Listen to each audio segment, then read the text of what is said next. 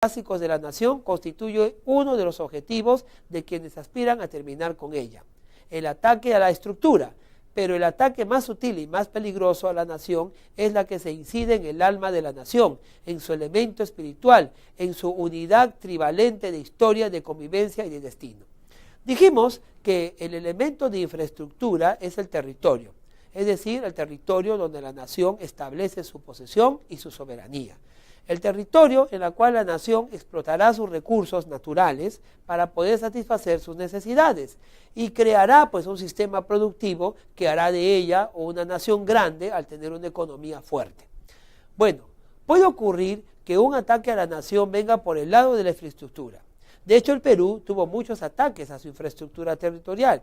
El más triste aciago de ellos fue el que tuvimos en la Guerra del Pacífico con el país hermano de Chile. Nosotros pedimos los territorios de Tarapacá y Arica y perdimos también durante muchos años el departamento de Tacna.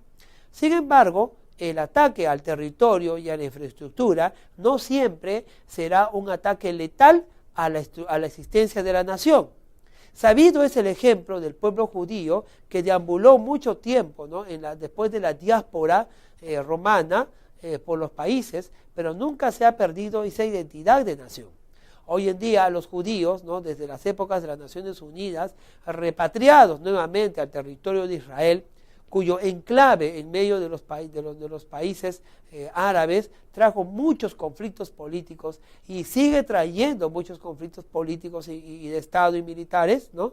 Fue un avance en reconocer pues, ¿no?, la existencia de la nación judía como una nación sin territorio y a quienes el mundo le ha devuelto a través de la institución de las Naciones Unidas el territorio que supuestamente siempre le ha pertenecido. Esto es una prueba viviente de que la nación puede existir y sobreexistir a la falta de infraestructura, a la falta de territorio.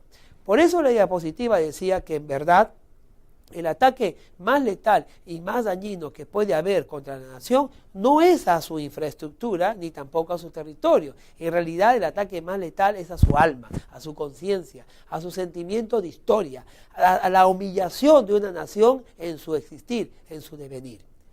Asimismo, tenemos el ataque a la unidad de la historia. En la diapositiva podemos leer lo siguiente, luego lo explicamos.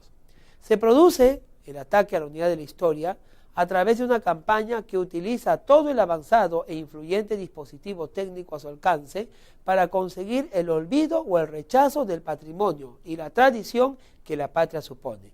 Abajo vemos otro, el ataque a la unidad de convivencia es cuando actúa a través de los separatismos geográficos o separatismos sociales.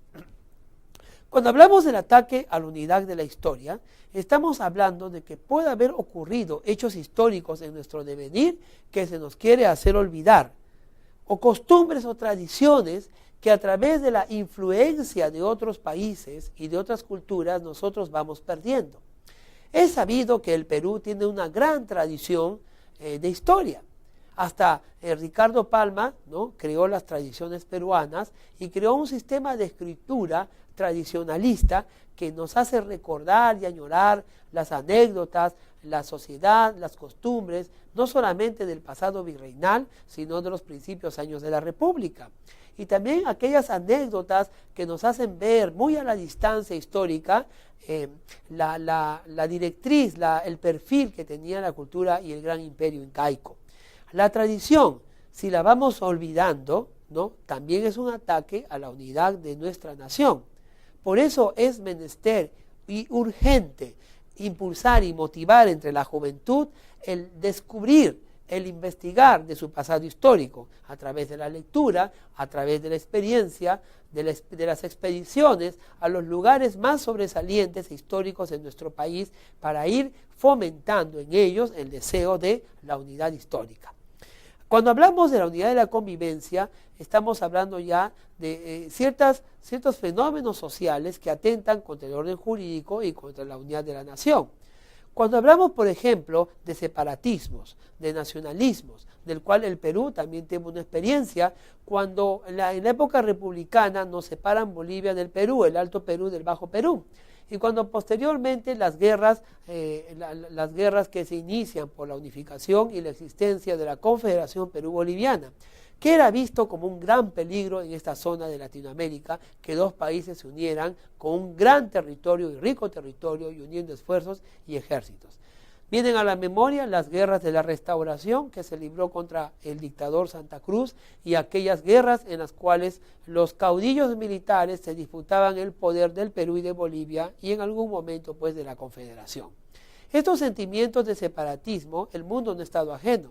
Cuando cayó la Unión de las Repúblicas Socialistas Soviéticas y su planteamiento comunista acerca de la economía, muchos de los países que hasta ese instante habían estado sometidos por la fuerza y la coerción, de la cual hablamos en el tema anterior, a la URSS, y saltaron en guerras nacionalistas, en guerras de restauración, en guerras de independencia para ellos, ¿no? El caso más sobresaliente es el que tuvimos en el 2008, cuando Kosovo, uno de los antiguos, ¿no?, enclaves comunistas, se independiza de Serbia, quien a su vez también se había independizado pues, de la Unión de las Repúblicas Socialistas Soviéticas, que hoy día pues, es un lejano recuerdo de lo que es un proceso de coerción. Entonces, estos separatismos pueden influenciar también. Recuerdo con mucha nostalgia